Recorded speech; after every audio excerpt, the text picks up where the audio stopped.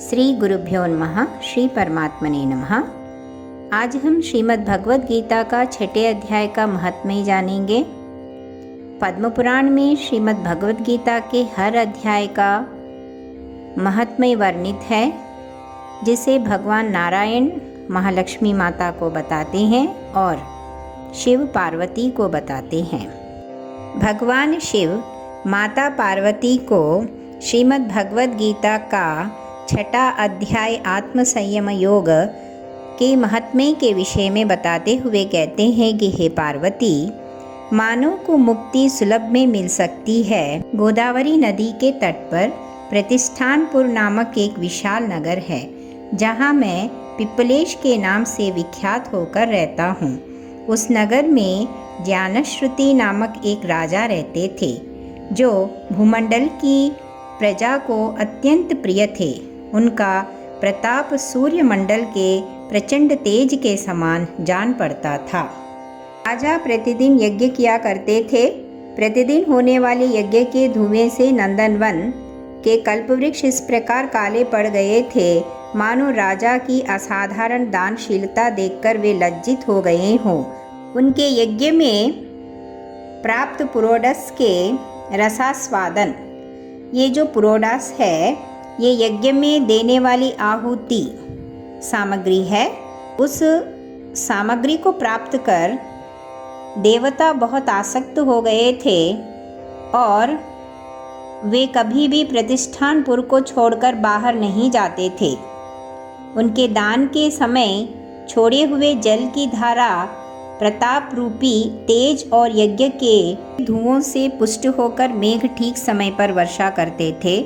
उस राजा के शासनकाल में खेती में होने वाले 6 प्रकार के उपद्रवों के लिए कहीं थोड़ा भी स्थान नहीं मिलता था और अच्छी नीतियों का सर्वत्र प्रसार होता था। वे बावड़ी, कुएं और पोखर खुदवाने के बहाने मानो प्रतिदिन पृथ्वी के भीतर की निधियों का अवलोकन करते थे। एक समय राजा के दान, तप, यज्ञ और प्रजा पालन से संतुष्ट होकर स्वर्ग के देवता उन्हें वर देने के लिए आए।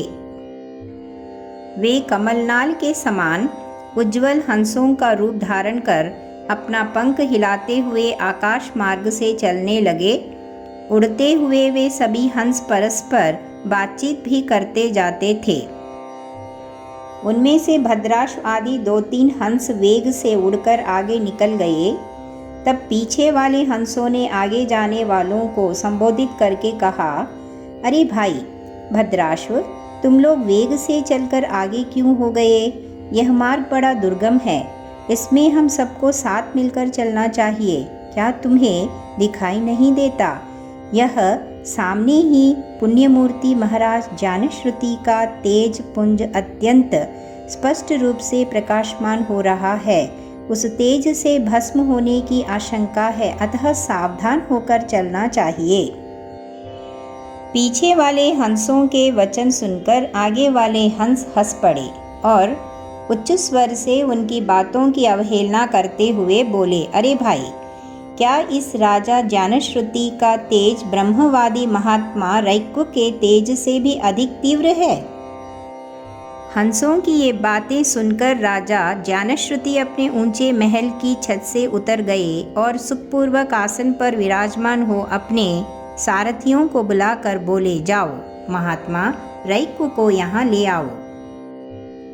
राजा का यह अमृत के समान वचन सुनकर महा नामक सारथी प्रसन्नता प्रकट करता हुआ नगर से बाहर निकला। सबसे पहले उसने मुक्तिदायिनी काशीपुरी की यात्रा की, जहाँ जगत के स्वामी भगवान विश्वनाथ मनुष्यों को उपदेश दिया करते हैं। उसके बाद वह गया क्षेत्र में पहुँचा, जहाँ प्रफुल्ल नेत्रों वाले भगवान गदाधर संपूर्ण लोकों का उद्धार करने के लिए निवास करते हैं। उसके बाद में सारथी पापनाशनी यमुनापुरी में गया। यह भगवान श्री कृष्ण का आदि स्थान है, जो परम महान एवं मोक्ष प्रदान करने वाला है। वेद और शास्त्रों में वह तीर्थ त्रिभुवनपति भगवान गोविंद के अवतार स्थान के नाम से प्रसिद्ध है। मथुरा नगर कालिंदी यमुना के किनारे शोभा पाता है। उसकी आकृति अर्धचंद्र के समान प्रतीत होती है। वह सब तीर्थों के निवास से परिपूर्ण है। परम आनंद प्रदान करने के कारण सुंदर प्रतीत होता है। गोवर्धन पर्वत के होने से मथुरा मंडल की शोभा और भी बढ़ गई है। वह पवित्र वृक्षों और लताओं से आवृत है। उसमें 12 वन हैं। वह परम पुण्यमयी तथा सबको विश्राम देने वाले श्रुतियों के सारभूत भगवान श्री कृष्ण की आधार भूमि है। तत्पश्चात मथुरा से पश्चिम और उत्तर दिशा की ओर बहुत दूर तक जाने पर सारथी को काश्मीर नामक नगर दिखाई दिया, जहाँ शंख के समान उज्जवल गगनचुंबी महलों की पंक्तियाँ भगवान शंकर के अट्टहास की भांति शोभा पाती हैं, जहाँ ब्राह्मणों के शास्त्रीय आलाप सुनकर मुख मनुष्य भी सुंदर वाणी और पदों का उच्चारण करते हुए देवता के समान हो जाते हैं, जहाँ मणिकेश्वर नाम से प्रसिद्ध भगवान चंद्रशेखर देहधारियों को वरदान देने के लिए नित्य निवास करते हैं। काश्मीर के राजा मणिकेश्वर ने दिग्विजय में समस्त राजाओं को जीतकर भगवान शिव का पूजन किया था, तभी से उनका नाम मणिकेश्वर हो गया था। उन्हीं के मंदिर के दरवाजे पर महात्मा रैक्व एक छोटी सी गाड़ी पर बैठे अपने अंगों को खुजलाते हुए वृक्ष की छाया का सेवन कर रहे थे। इसी अवस्था में सारथी ने उन्हें देखा। राजा के बताए हुए भिन्न भिन्न चिन्हों से उसने शीघ्र ही रैक्व को पहचान लिया और उनके चरणों में प्रणाम करके कहा, ब्राह्मण, आप किस स्थान पर रहते हैं? आपका पूरा नाम क्या है? आप तो सदा स्वच्छंद विचरने वाले हैं, फिर यहाँ किस लिए ठहरे हैं? इस समय आपका क्या करने का विचार है? सारथी के ये वचन सुनकर परम आनंद में निमग्न महात्मा रैक्व ने कुछ सोचकर उससे कहा, यद्यपि हम पूर्ण काम हैं, हमें किसी वस्तु की आवश्यकता नहीं है, तथापि कोई भी हमारी मनोवृत्ति के अनुसार परिचर्या कर सकता है। रैक्व के हार्दिक अभिप्राय को आदरपूर्वक ग्रहण करके सारथी धीरे से राजा के पास चल दिया। वहां पहुंचकर राजा को प्रणाम करके उसने हाथ जोड़कर सारा समाचार निवेदन किया। उस समय स्वामी के दर्शन से उसके मन में बड़ी प्रसन्नता थी। सारथी के वचन सुनकर राजा के नेत्र आश्चर्य से चकित हो उठे। उनके हृदय में रैक्व का सत्कार करने की श्रद्धा जागृत हुई। उन्होंने 2 कच्छरियों से जुती हुई एक गाड़ी लेकर यात्रा की। साथ ही मोती के हार, अच्छे अच्छे वस्त्र और 1 सहस्र गौवें भी ले ली। काश्मीर मंडल में महात्मा रैक्व जहाँ रहते थे, उस स्थान पर पहुंचकर राजा ने सारी वस्तुएं उनके आगे निवेदन कर दी और पृथ्वी पर पड़कर साष्टांग प्रणाम किया। महात्मा रैक्व अत्यंत भक्ति के साथ चरणों में पड़े हुए राजा ज्ञानश्रुति पर कृपित हो उठे और बोले, तू मेरा वृत्तांत नहीं जानता? जो कुछ भी लाया है सभी वापस ले जा। इस तरह आज्ञा देकर रैक्व ने राजा के मन में भय उत्पन्न कर दिया। तब राजा ने शाप के भय से महात्मा रैक्व के दोनों चरण पकड़ लिए और भक्ति पूर्वक कहा, ब्राह्मण, मुझ पर प्रसन्न होइए। भगवान, आप में यह अद्भुत महात्म्य कैसे आया? प्रसन्न होकर मुझे ठीक ठीक बताइए।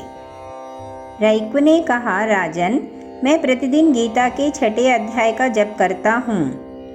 बुद्धिमान राजा ज्ञानश्रुति ने यत्नपूर्वक महात्मा रैक्व से गीता के 6 अध्याय का अभ्यास किया। इससे उन्हें मोक्ष की प्राप्ति हुई। इधर रैक्व भी भगवान मणिकेश्वर के समीप मोक्षदायक गीता के 6 अध्याय का जप करते हुए सुख से रहने लगे। हंस का रूप धारण करके वरदान देने के लिए आए हुए देवता भी विस्मित होकर स्वेच्छानुसार चले गए। जो मनुष्य सदा इस एक ही अध्याय का जप करता है, वह भी भगवान विष्णु के ही स्वरूप को प्राप्त होता है। इसमें तनिक भी संदेह नहीं है। श्री राधे राधे। जय श्री राधे श्याम की जय।